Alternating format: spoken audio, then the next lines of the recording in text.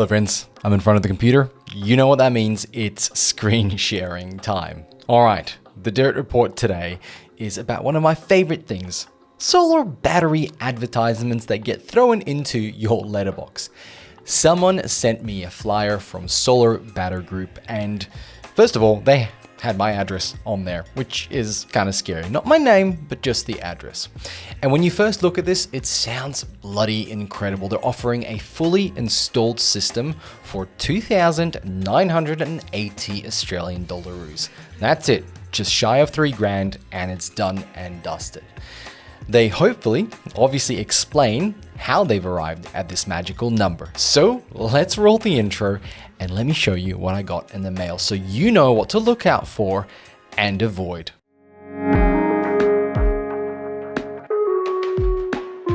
Here it is, cheaper home battery program. They're obviously targeting people who don't know about it, the subsidy. They're saying it's a one-time subsidy, which is true, but there's a little star there. We'll get to that in a moment. So here's what they're offering, that magical number. Apparently, the system normally costs $6,880. Then there's a $1,200 from the federal battery incentive, and Solar Group or Battery Group, I don't know how real they are, like it's such a generic name. They're throwing another $2,700 in contribution.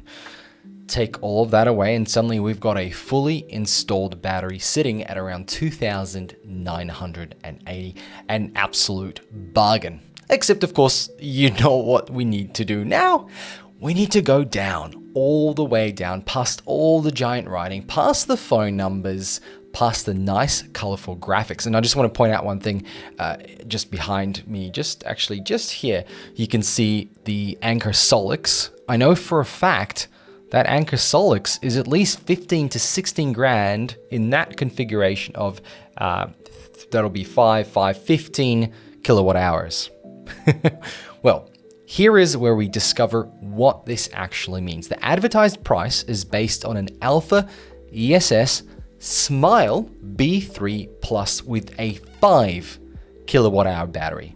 More specifically, it's actually about 5.04 kilowatt hours of nominal battery capacity. And this is where this whole thing starts getting a bit funny.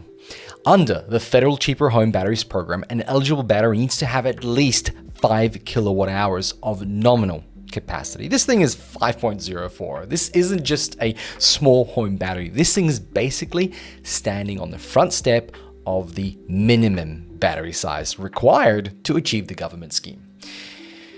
It's the battery equivalent of buying the cheapest possible airline ticket and discovering that, yes, technically your seat is inside the aircraft. And I don't even have the full 5.4 kilowatt hours available to use. Once you account for the usable depth of discharge, you're somewhere around 4.8 kilowatt hours of actual usable storage.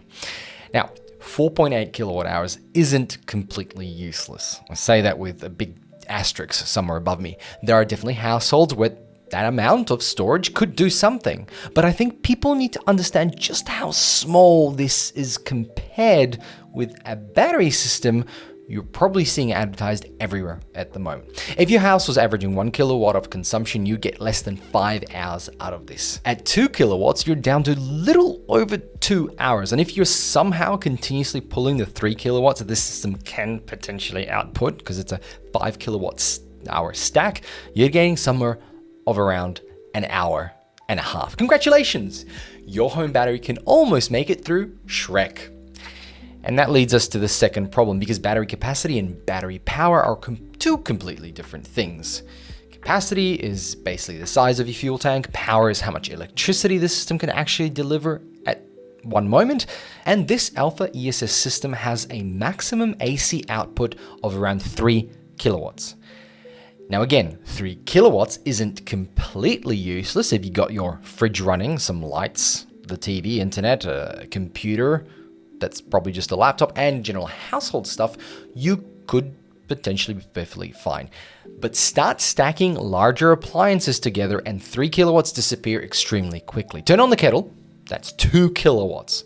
While something else is running, and let's say an air conditioning unit, an oven, a dryer, I'm not even going to mention an EV charging because it's ridiculous that somebody who has an EV would have this, but suddenly the house needs considerably more than the battery can provide, and you're pulling the difference from the grid. So you've bought a battery to reduce your reliance on the grid, but depending on how your house actually operates, you could still be leaning on the grid quite heavily. And then we come to something that I reckon quite a few normal buyers would assume comes with their home battery, and that is blackout protection. You see, if you stopped 10 people in the street and told them, I've just installed a battery in my house, I reckon quite a few would immediately think, awesome, so when the power goes out, your house stays on, right?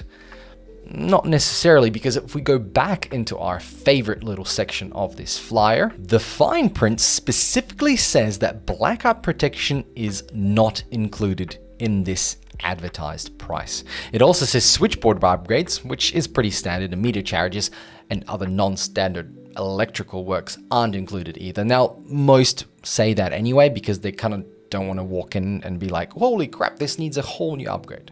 So that magical 2,980 number is really the starting point for a standard installation of the smallest advertised system. And if your house requires additional electrical work, or you actually want the battery to keep parts of your home operating during a blackout, there will be more costs on top. Now, I do want to be fair to Alpha ESS here because I don't actually think the B3 Plus itself is some completely useless piece of junk. It uses LFP battery chemistry, the storage can be expanded, and for the right small house or specific use case, there's nothing inherently wrong with having a smaller battery. My problem is the way this sort of thing gets advertised, because what you see in this giant writing is fully installed battery from 2,980. What you don't see until you start investigating, and a lot of people don't, unfortunately, is the tiny 5 kilowatt hour configuration, roughly 3 kilowatts of output. Blackout protection is not included, which kind of makes this thing really bare bones.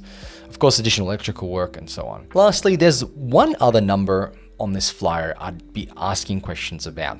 Maybe it's something you noticed too.